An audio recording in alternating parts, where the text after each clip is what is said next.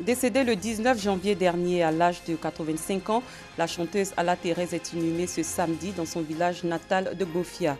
Dans cette édition, nous ferons une incursion dans sa vie d'épouse et de femme au foyer. À Washington, aux États-Unis, une foule de manifestants antiracistes réclame la fin des violences policières contre les Noirs. Bonsoir, merci de suivre le 19h sur RTI 2. Elle a tiré sa révérence le 19 janvier dernier à l'âge de 85 ans. La chanteuse Alla Thérèse est inhumée ce samedi dans son village natal de Bofia, à 20 km de Toumoudi, dans le centre du pays. Avec son mari, l'accordéoniste Ngoran Laloy, disparu il y a un peu plus de 2 ans, elle a formé durant toute sa carrière un duo inséparable. C'est le lieu de se retourner sur le parcours de cet artiste qui a marqué plusieurs générations, principalement sa vie d'épouse et de femme au foyer. Notre équipe de reportage s'est rendue donc à Bofia et Kona Kokorikro où elle vivait avec son mari. Qui était Alla Thérèse hors scène, nous le saurons dans nos prochaines éditions. En prélude à l'élection présidentielle du 31 octobre 2020 en Côte d'Ivoire, le candidat indépendant Marcel Amontano a déposé aujourd'hui, samedi 29 août 2020, son dossier de candidature au siège de la Commission électorale indépendante CEI. Des individus se réclamant de l'opposition ont mis le feu à la préfecture et à la mairie de Fresco. Des bureaux sont partis en fumée. Le ministre Philippe Légré, président du conseil régional du Boclé, s'est rendu sur les lieux et a rencontré les populations pour appeler au calme et à la paix. Sam Kono. Des fauteuils de bureaux calcinés par les flammes. Des documents administratifs partis en fumée. C'est le bilan de l'incendie qui a ravagé les bureaux du deuxième adjoint au maire et du préfet du département de Fresco. Un incendie perpétré par des manifestants se réclamant de l'opposition. Je suis chez moi, on m'appelle pour me dire que la préfecture a pris feu.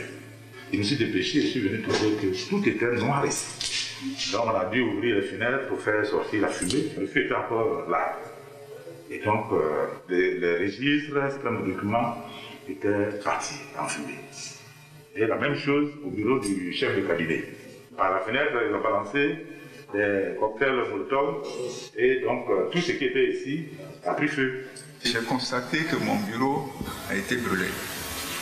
Et juste derrière nous, les chaises qui sont là ont aussi été brûlées. Moi, c'est le fauteuil là qui m'intéresse le plus parce qu'il a brûlé complètement. Le ministre Philippe Légré, président du conseil régional du Boclé, s'est aussitôt rendu sur les lieux pour faire le constat et rencontrer les populations afin de faire le point de la situation et appeler au calme et à la paix. Il y a des personnes qui se sont levées, qui sont les manifestants. Parfois, je ne sais de pourquoi, et sont ces personnes-là qui sont levées et allaient jeter de l'essence remplie dans des bouteilles qu'on appelle les cocktails Molotov. Nous sommes venus pour dire à nos parents de regarder l'essentiel et d'éviter d'écouter ces personnes qui n'ont rien à apporter comme solution et qui, ma foi, n'ont que dans la tête la destruction. Aujourd'hui, nous sommes dans une dynamique de développement avec le président Ouattara, candidat aux élections présidentielles. Il a d'ailleurs déposé sa candidature le lundi, en bonne et due forme. Alors, ils ont brûlé. Ça n'a pas empêché. Et ça n'empêchera pas la victoire de l'homme. Alors, c'était pour leur dire de suivre réellement celui qui peut nous apporter leur développement. On demande à nos enfants d'apporter la paix. Pourquoi la paix? Parce que le développement est déjà dans nos mains. On peut revendiquer, mais une manière de revendiquer. Donc c'est dans ce sens-là, je voudrais appeler tous les chefs de village à agir dans ce sens-là pour sensibiliser la jeunesse. Après ces incidents, la vie a repris son cours normal à Fresco. Le syndicat national des employés du préscolaire et primaire méthodiste de Côte d'Ivoire, SINEP Messi, a un nouveau secrétaire général. Ismaël Beugri a été porté à la tête de cette corporation avec 67 voix. Il s'engage à continuer à améliorer les conditions de vie et de travail des enseignants méthodistes. Clément Boko. Au nom du SINEP Messi, je t'intonise. Il est le 10e secrétaire général du syndicat national des employés du préscolaire et primaire méthodiste de Côte d'Ivoire, SINEP Messi. Beugri Ismaël, enseignant depuis 20 ans, vient d'être élu pour 3 ans, avec 67 voix contre 3 bulletins nuls. de moi-même, je ne peux pas affronter tous ces adversaires. Mais en Jésus, j'ai la victoire. Et c'est au nom de ce Jésus-là que je me suis présenté. C'est Jésus qui m'a installé là et il m'ouvrira les portes et j'aurai des résultats au-delà de mes espérances.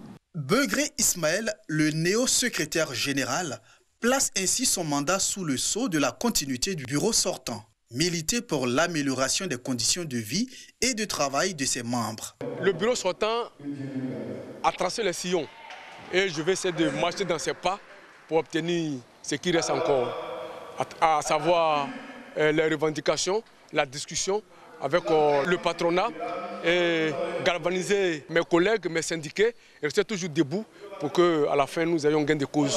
Autre point marquant de ce congrès ordinaire électif, la remise de diplômes aux doyens qui ont œuvré durant toute leur carrière au rayonnement de la SINEP Messi.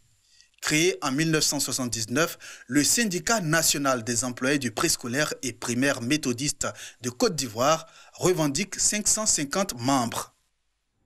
Allons à la découverte de Camp Jeunesse, une formation destinée aux jeunes de 17 à 30 ans. Une initiative du Lions Club qui vise à amener les jeunes gens à se mettre au service de leur société. Cette année, ce rassemblement s'est fait par visioconférence en raison de la pandémie de Covid-19. Au programme, des échanges sur des plans d'action futurs. C'est reparti avec Clément Bocco. Léo, entre jeunesse et altruisme.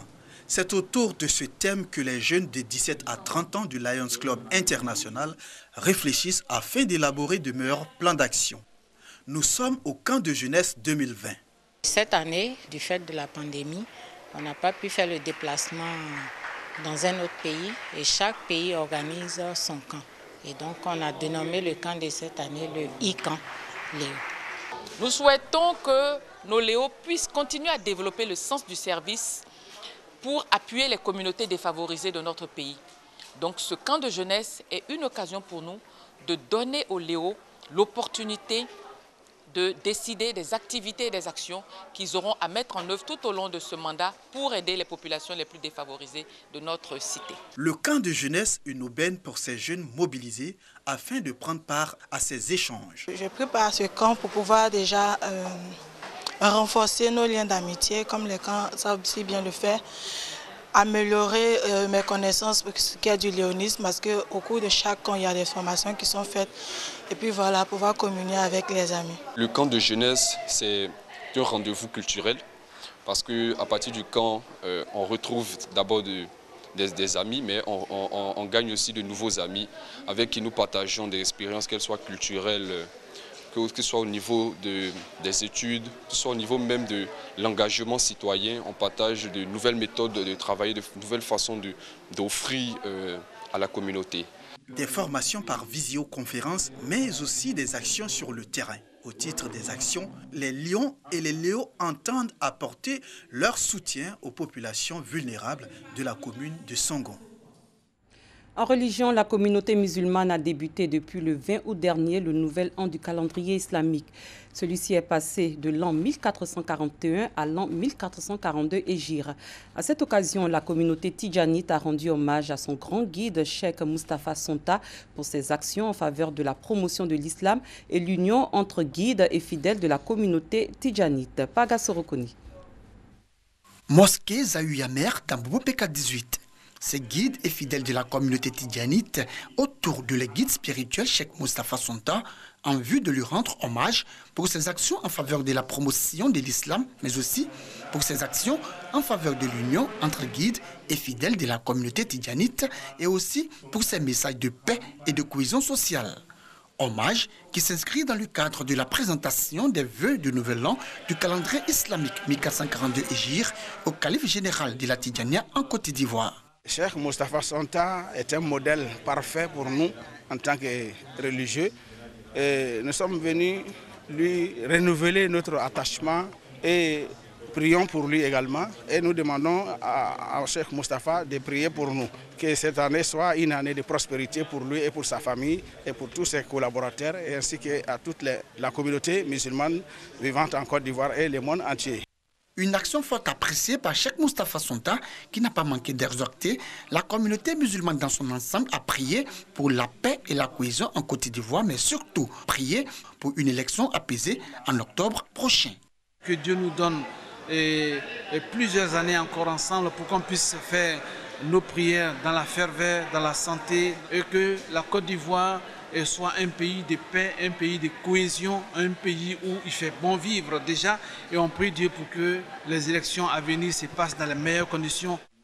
Louanges, prières et bénédictions pour le développement, la paix et la stabilité en Côte d'Ivoire ont également meublé cette cérémonie d'hommage au calife général de la Tidjania en Côte d'Ivoire à l'occasion du nouvel an du calendrier musulman 1442 Hégire. Ailleurs, les chefs d'État de la Communauté économique des États de l'Afrique de l'Ouest se sont réunis ce vendredi 28 août en visioconférence pour discuter de la situation au Mali. Ils ne valident pas la feuille de route de la junte qui envisage une transition de 3 ans et un militaire pour la diriger. Les sanctions ne sont donc pas levées pour le moment. Le Premier ministre japonais a décidé vendredi de démissionner pour des raisons de santé. 5 successeurs potentiels sont mentionnés par les médias, mais aucun d'entre eux ne semble pour l'instant s'imposer. Une chose paraît sûre, le parti conservateur au pouvoir sans interruption ou presque depuis la fin de la Seconde Guerre mondiale maintiendra la même ligne politique que celle suivie pendant près de 8 ans par Shinzo Abe. Des manifestants des 4 coins des États-Unis expliquent pourquoi ils participent au rassemblement antiraciste à Washington, 57 ans jour pour jour après l'emblématique discours du leader de la lutte pour les droits civiques, Martin Luther King, « I have a dream ». Pagaso Rokoni. À Washington, des manifestations antiracistes réclament la fin des violences policières contre la minorité noire. Une série de récentes bavures ont rouvert les plaies raciales de l'Amérique.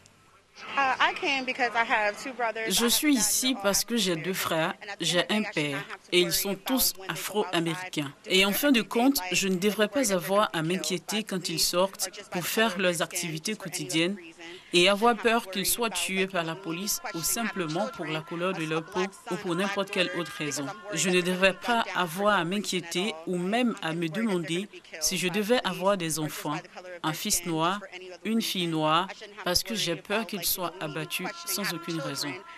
J'en ai juste marre de l'injustice de notre société et c'est pour ça que je suis ici.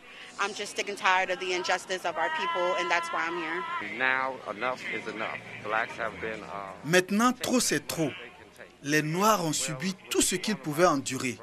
Et aussi avec le coronavirus, la frustration d'être à la maison, d'être enfermé et tout ça. Et puis le meurtre de George Floyd, la récente fusillade, le gars qui a reçu 7 balles dans le dos, ça a été un élément déclencheur pour les gens. Les Noirs en ont assez. Ils en ont marre de rester les bras croisés. C'est donc une réaction pacifique à la frustration qui dure depuis des centaines d'années. On s'attendait à cette réaction de la part de Trump. Il n'a parlé ni de violence, ni de l'oppression des hommes noirs, ni de quoi que ce soit d'autre.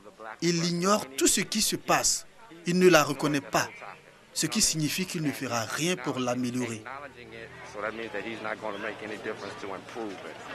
Il y a 57 ans, Martin Luther King a prononcé ici son discours emblématique « I have a dream ».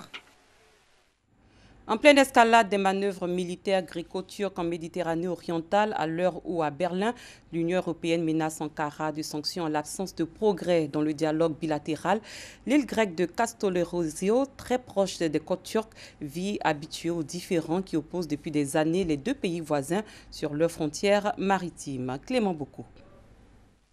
Kastolerousio, Grèce, c'est le symbole des tensions entre Ankara et Athènes en Méditerranée.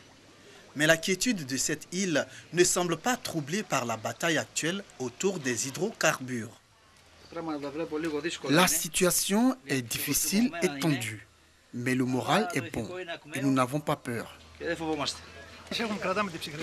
Nous essayons de garder notre sang-froid et de nous concentrer sur notre vie quotidienne. Nous avons chacun des rôles différents à jouer. Ceux qui sont censés protéger l'île le font très bien. L'île grecque est située seulement à 2 km des côtes turques. Les 2 pays revendiquent le droit d'exploiter les ressources de la zone. L'île est habituée aux provocations turques. Elles ont lieu depuis de nombreuses années. Cependant, nous, les habitants de Kastolerousio, avons de bons liens avec le peuple turc. Les gens n'ont rien à voir avec tout ça. C'est une question politique et pas tellement une question de genre.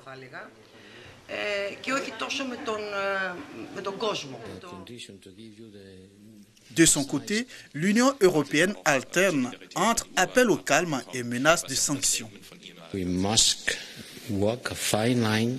Nous sommes sur un chemin de crête entre préserver un véritable espace de dialogue et en même temps faire preuve de force collective dans la défense de notre intérêt commun. Nous voulons donner une chance sérieuse au dialogue. Nous avons enfin convenu qu'en l'absence de progrès de la part de la Turquie, nous pourrions élaborer une liste de nouvelles mesures restrictives qui pourraient être discutées lors du Conseil européen du 24 septembre prochain. Fin de ce 19h. Merci d'avoir été des nôtres. Très bonne soirée. Je vous retrouve demain.